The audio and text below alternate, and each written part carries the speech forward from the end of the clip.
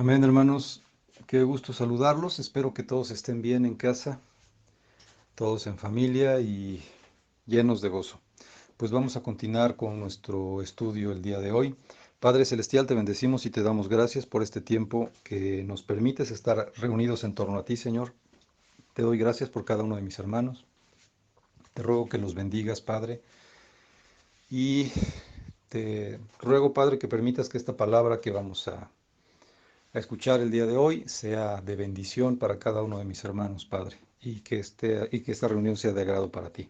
Te lo rogamos en el bendito y poderoso nombre de nuestro amado Señor Jesucristo. Amén. Pues muy bien, el día de hoy vamos a continuar con el quinto anhelo del alma. Este es el anhelo de poder y seguimos, por supuesto, con la historia de José.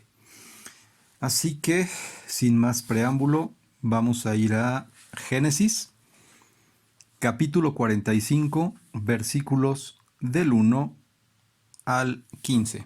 Repito, Génesis 45 del 1 al 15, que dice: No podía ya José contenerse delante de todos los que estaban al lado suyo, y clamó: Haced salir de mi presencia a todos. Y no quedó nadie con él, al darse a conocer José a sus hermanos. Entonces se dio a llorar a gritos, y oyeron los egipcios, y oyó también la casa de Faraón. Y dijo José a sus hermanos: Yo soy José. ¿Vive aún mi padre? Y sus hermanos no pudieron responderle porque estaban turbados delante de él. Entonces dijo José a sus hermanos: Acercaos ahora a mí. Y ellos se acercaron. Y él dijo: Yo soy José vuestro hermano, el que vendisteis para Egipto. Ahora pues, no os entristezcáis, ni os pese de haberme vendido acá, porque para preservación de vida me envió Dios delante de vosotros. Pues ya ha habido 2 años de hambre en medio de la tierra, y aún quedan 5 años en los cuales ni habrá arada ni siega. Y Dios me envió delante de vosotros para preservaros posteridad sobre la tierra y para daros vida por medio de gran liberación. Así pues, no me enviasteis acá vosotros, sino Dios, que me ha puesto por padre de Faraón y por señor de toda su casa y por gobernador de toda la tierra de Egipto. Daos prisa, id a mi padre y decidle: Así dice tu hijo José, Dios me ha puesto por señor de todo Egipto. Ven a mí, no te detengas. Habitarás en tierra de Gosén, y estarás cerca de mí, tú y tus hijos, y los hijos de tus hijos, tus ganados y tus vacas, y todo lo que tienes. Y allí te alimentaré, pues aún quedan 5 años de hambre, para que no perezcas de pobreza tú y tu casa y todo lo que tienes. He aquí vuestros ojos ven, y los ojos de mi hermano Benjamín, que mi boca os habla. Haréis pues saber a mi padre toda mi gloria en Egipto y todo lo que habéis visto, y daos prisa y traed a mi padre acá. Y se echó sobre el cuello de Benjamín su hermano y lloró, y también Benjamín lloró sobre su cuello. Y besó todos sus hermanos y lloró sobre ellos, y después sus hermanos hablaron con él. Voy a agregar el siguiente versículo. Y se oyó la noticia en la casa de Faraón diciendo: Los hermanos de José han venido, y esto agradó en los ojos de Faraón y de sus siervos. Bien, vamos nuevamente al contexto de la vida de José. ¿Qué sucedía? José era un privilegiado en casa de su padre, era el señorito de la casa, él no necesitaba mover un dedo para trabajar, solamente para decir: una limonada, por favor, tengo hambre, ¿no? Era el predilecto, había sido de alguna manera, espiritualmente hablando, nombrado por su padre como el primogénito. Y habrá que entender que entre las cosas que extrañaba José, no solamente era su familia, no solamente era su padre, a su hermano, también extrañaba esa situación de privilegio que él tenía. Seguramente no lo concebía en ese sentido, pero es el anhelo de poder, el estar por encima de ciertas circunstancias donde tenía una posición privilegiada. Eso lo extrañaba, por supuesto, eso lo anhelaba. Ahora él estaba trabajando para alguien más, ¿no? Después de que lo venden, en lugar de que trabajaran para él. Ahora él se tenía que esforzar.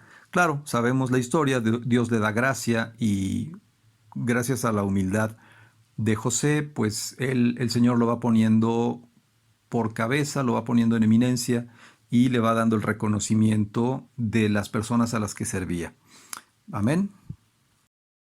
Hay algo que debemos reconocer en la vida de José, que fue forjándose en su alma durante todo este tiempo, durante todos estos sucesos, en lo que fue vendido, en lo que fue esclavo, en lo que fue prisionero. Y es que el Señor fue templando su alma, Él fue teniendo templanza. ¿Cómo podemos ver esto? Imagínense todo el cúmulo de emociones que tuvieron que pasar en su corazón cuando ve a sus hermanos que van por comida. ¿Cuánto tuvo que contenerse? ¿No? Porque cuando vemos al principio de la cita que acabo de leer, la de Génesis 45, del 1 al 16, llega al punto donde ya era tanto el cúmulo de emociones que había en su corazón que entonces él no se aguanta, saca a todos, se queda únicamente con sus hermanos y dicen que su llanto, sus gritos, sus gemidos se escucharon hasta casa del faraón, se escuchaban afuera, ¿no? Como diciendo, bueno, pues, ¿qué pasó? Porque era demasiada la emoción contenida en el corazón de José. Ya no soportaba más.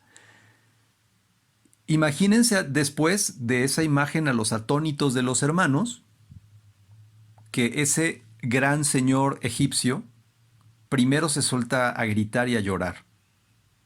De entrada, pues han de haber dicho, pues ¿qué pasa, no?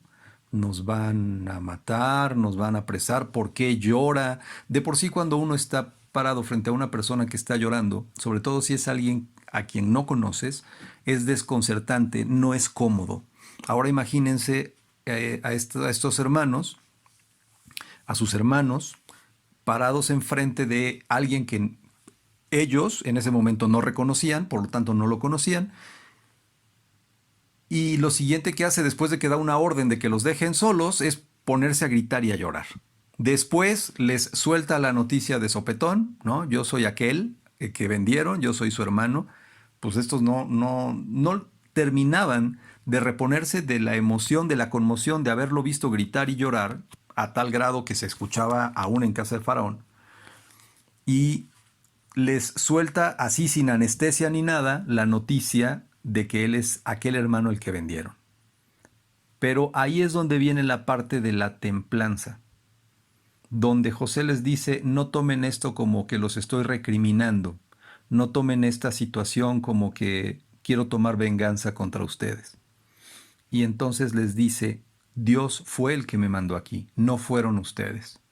De alguna manera les dice, ustedes fueron un instrumento que Dios utilizó.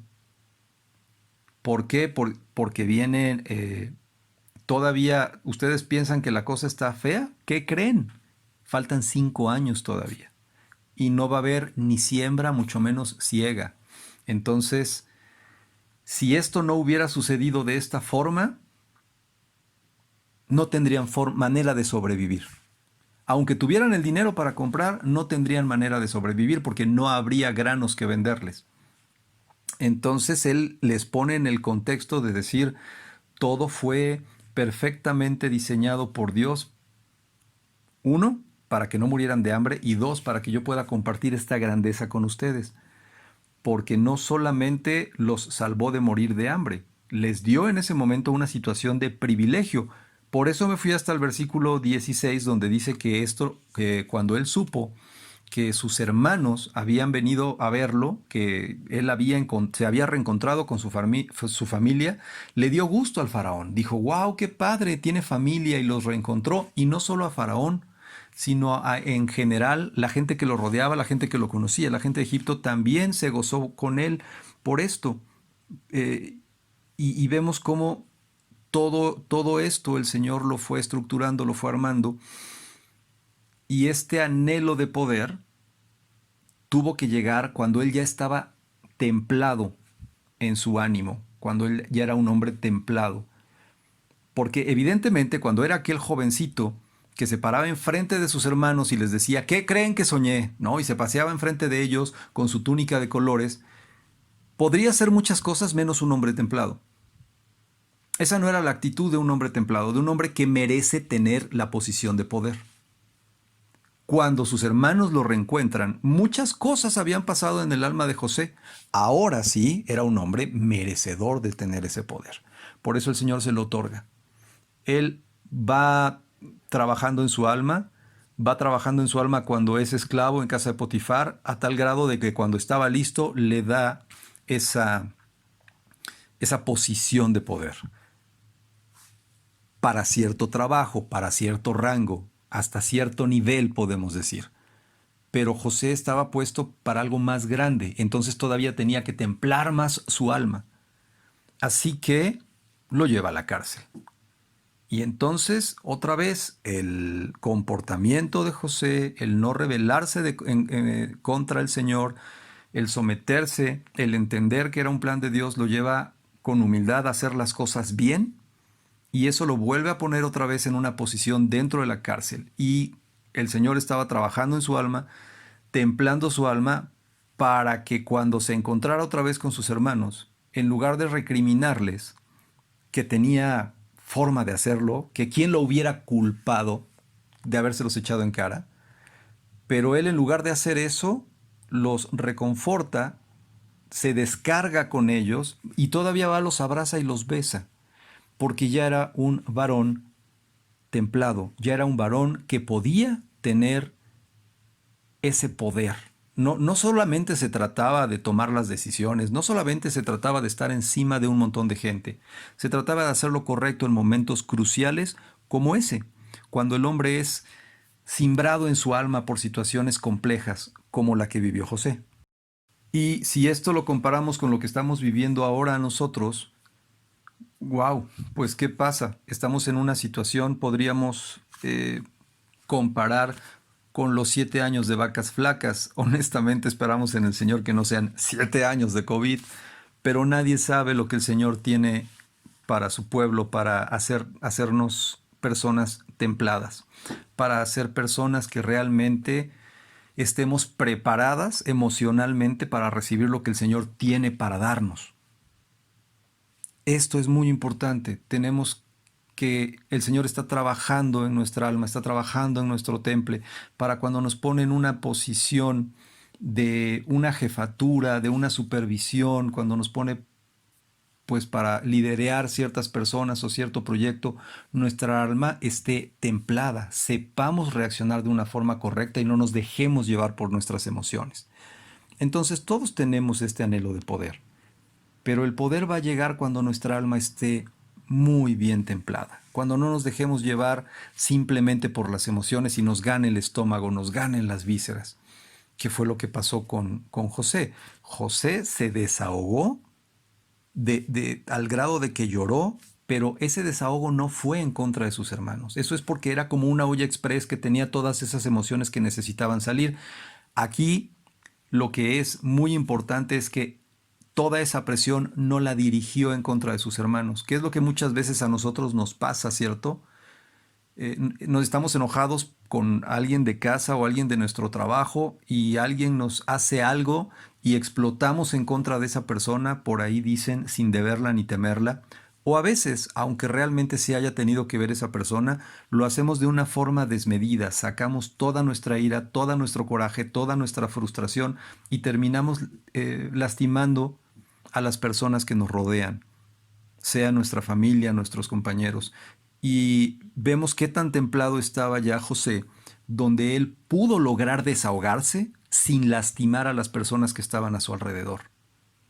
Eso me parece sumamente valioso en el alma de José. Y por supuesto, todo este comportamiento, toda esta situación que pasó en la vida de José, podemos ver cómo el Señor lo respalda y lo sustenta en algunas otras citas dentro de la Biblia. Por ejemplo, en Proverbios 22:4. Repito, Proverbios 22:4, que dice: riquezas, honra y vida son la remuneración de la humildad y del temor de Jehová. Riquezas, honra y vida son la remuneración de la humildad y el temor de Jehová. el tener cierta posición de poder no está peleado con ser humilde, al contrario. Y si nos fijamos lo que dice ya en el Nuevo Testamento, en Efesios 6, Efesios capítulo 6, versículos del 5 al 7, dice: Siervos, obedeced a vuestros amos terrenales, con temor y temblor, con sencillez de vuestro corazón, como a Cristo.